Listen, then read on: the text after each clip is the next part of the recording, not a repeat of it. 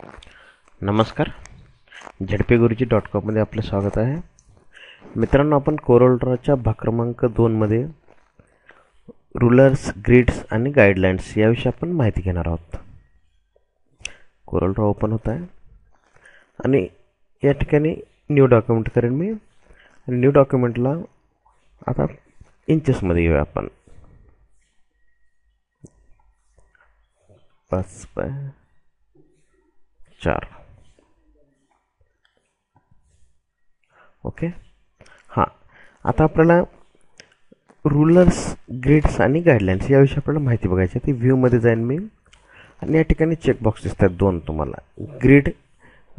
ग्रिडला चेकबॉक्सला click केलेलं नाही कारण समोर करता येते आपल्याला. आणि रूलर्स आणि गाईडलाईन्स, तर हे काय आहेत याविषयी आपण माहिती घेऊ. आता रूलर्स म्हणजे काय आपण पहिलं बघूया.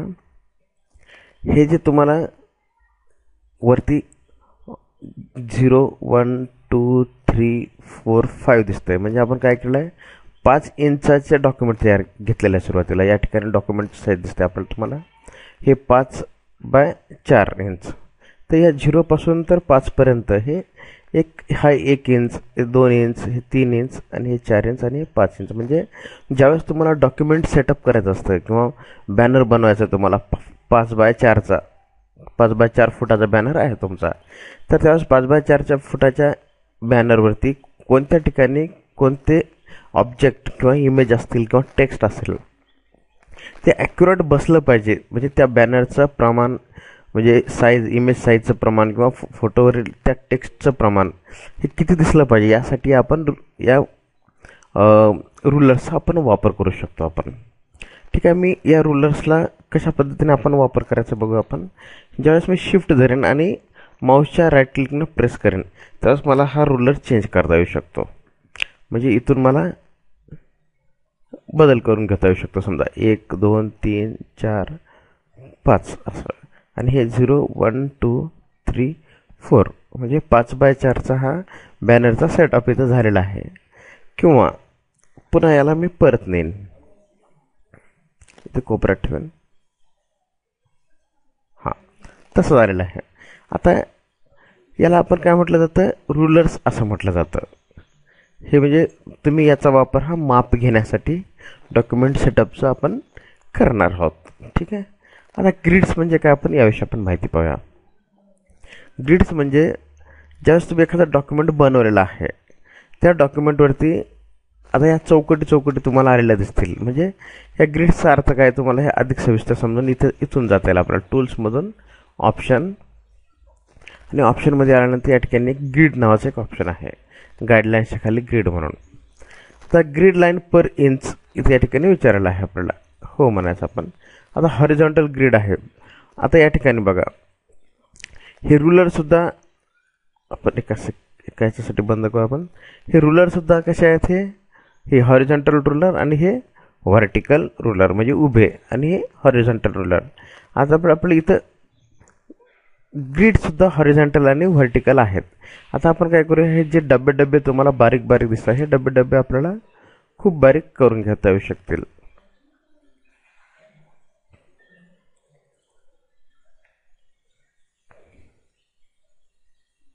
हां, आता आपण काय केलेलं आहे, या ग्रिड्सचा वापर, ग्रिड्स कमी जास्त केलेले आहेत आपण. आता ग्रिड्स कमी जास्त करण्याचा फायदा सांगतो तुम्हाला. आता आपल्याला या ठिकाणी ग्रिड्स बघितलं, आपल्या 5/4च्या डॉक्युमेंटला हे थोडेसे मोठे डबे झालेले आहेत.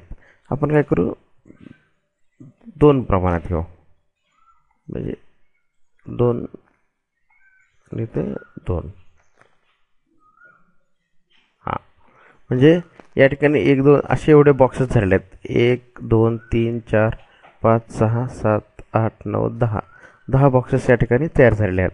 जर समजा तुम्हाला वाटलं की आता मला या ठिकाणी या एरिया सिलेक्टेडमध्ये मला एखादा फोटो बसवायचा आहे, तर तुम्ही तेवढा स्पेस सोडून, म्हणजे जेवढा तुम्हाला मध्ये स्पेस पाहिजे एवढा स्पेस सोडून 2 फोटोमधला तुम्ही या ठिकाणी हा फोटो या ठिकाणी घेऊ शकणार आहात, बसू शकणार आहात तेवढ्या त्याच्यामध्ये. आणि हे प्रिंटमध्ये येऊ म्हणजे डिलीट करता येऊ शकतं आपल्याला.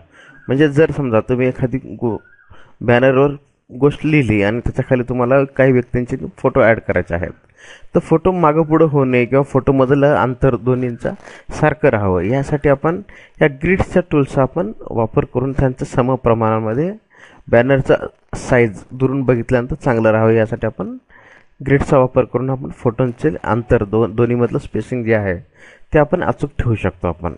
ठीक आहे, याला आपण ग्रिड असं म्हणूया. आपण ग्रिडच्या वापराद्वारे आपण बॅनरचं स्पेसिंग आपण चांगलं व्यवस्थित ठेवू शकतो.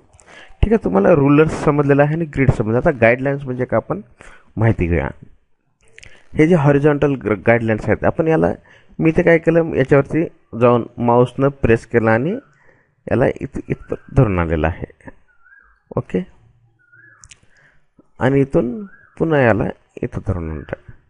हां, आता तुम्ही फोटोमध्ये बघा.